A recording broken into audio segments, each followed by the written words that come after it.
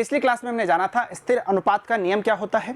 स्थिर अनुपात के नियम में हमने पढ़ा था कि शुद्ध पदार्थ या फिर शुद्ध यौगिक को हम किसी भी विधि या फिर किसी भी स्रोत से बना लें, हमेशा जो उसके द्रव्यमान का जो अनुपात रहता है, उसके परमाणु द्रव्यमान का जो अनुपात होता है वो क्या होता है, स्थिर होता है। आज की क्लास में हम बात करने वाले हैं यहाँ पे गुणित अनुपात के नियम के बारे में। यदि गुणित अनुपात के नियम की बात करें तो मैं एक छोटा सा एग्जाम्पल के थ्रू इसको समझाना चाहूँगा। देखिएगा, आपके सामने मान लीजिए H2O है, क्या है H2O, और आपके पास में H2O2 भी है। क्या क्या है, H2O और H2O2। आपको पता होगा H2O बोले तो जल, H2O2 बोले तो हाइड्रोजन पेरोक्साइड। अच्छा जी, यहाँ पे मैं बात करना चाहता हूँ हाइड्रोजन और ऑक्सीजन के द्रव्यमान के अनुपात की। तो आपके दिल से आवाज़ आनी चाहिए, सर यदि मैं जल की बात करता हूँ, यदि मैं जल की बात करता हूँ तो जल में देखिए एक हाइड्रोजन का द्रव्यमान कितना होता है, तो आप बोलेंगे सर 1 2 है तो कितना हो जाएगा 2, तो 2 यहाँ पे लिख दिया। अच्छा जी, ऑक्सीजन कितनी है, तो आप बोलेंगे सर 1 ऑक्सीजन है और 1 ऑक्सीजन का जो द्रव्यमान होता है वो कितना होगा 16, तो 16 हमने यहाँ पे लिख दिया। अच्छा जी, यदि मैं इसको काटना चाहूँ, सरल अनुपात बनाना चाहूँ, तो ये कितना बनेगा भाई मेरे यहाँ पे 1:8 बनेगा। अरे हाँ कि नहीं, पक्की बात है। चलो जी, अब इस पे आ जाओ, यहाँ पे ये कितना है 2 और ये कितना रहेगा भाई मेरे यहाँ पे 32 रहेगा। अच्छा जी, यदि मैं इसको काटना चाहूँ तो कितना आ जाएगा भाई मेरे यहाँ पे 1:16। अब यहाँ पर गुणित अनुपात का नियम कैसे लागू होता है, अब ध्यान दीजिएगा। यदि गुणित अनुपात के नियम की हम बात करें तो इसे दिया किसने था, डाल्टन ने इसे दिया था सन 1803 में, लेकिन इसको सत्यापित किसने किया था, तो आपको ध्यान रखना है बर्जीलियस, वैज्ञानिक थे एक बर्जीलियस, उन्होंने इसके वजह किया था, सत्यापित किया था। अच्छा जी, अब गुणित अनुपात को समझने का सबसे बढ़िया तरीका देखो, जिस तरह से डेफिनेशन लिखी हुई है और जो एग्जाम्पल लिखा हुआ है, दोनों को रिलेट करके हम चीज़ों को यहाँ पे देखेंगे।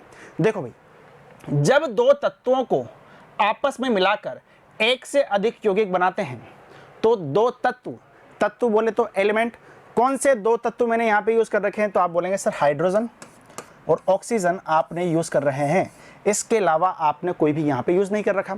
यानी कि हाइड्रोजन ऑक्सीजन से मिलके पहला तत्व तो कौन सा बना H2O, दूसरा कौन सा बन गया भाई मेरे यहाँ पे H2O2 बन गया। अच्छा जी, अब देखना क्या बोलना चाह रहा है, जब दो तत्व आपस में मिलकर एक से अधिक यौगिक बनाते हैं तब एक तत्व के द्रव्यमान जो दूसरे तत्व के निश्चित द्रव्यमान से संयोग करते हैं, निश्चित द्रव्यमान, इस चीज को आप ध्यान रखना, ठीक है जी।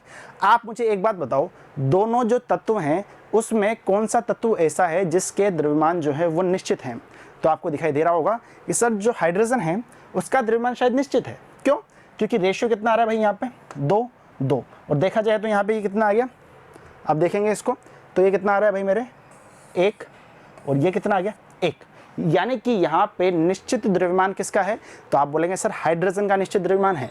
तो फिर से पढ़िएगा, जब दो तत्व आपस में मिलकर एक से अधिक यौगिक बनाते हैं तब एक तत्व के द्रव्यमानों जो दूसरे तत्व के निश्चित द्रव्यमानों से संयोग करते हैं में एक सरल अनुपात में होते हैं।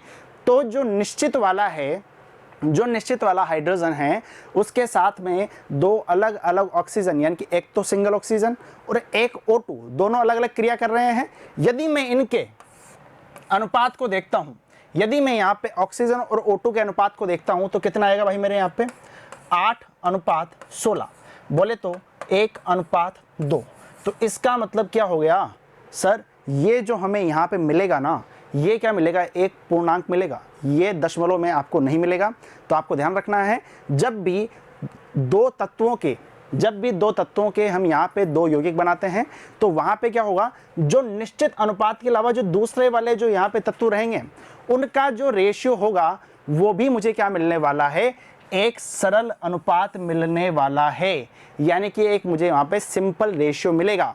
यही क्या है, गुणित अनुपात का नियम है। यानी कि यहाँ पे जब हम देखेंगे ऑक्सीजन और O2 की बात करेंगे तो जो उनका अनुपात आएगा वह दशमलव में ना आकर के वो क्या आएगा, सरल अनुपात ही आएगा। तो ये था किसके बारे में, गुणित अनुपात के नियम के बारे में।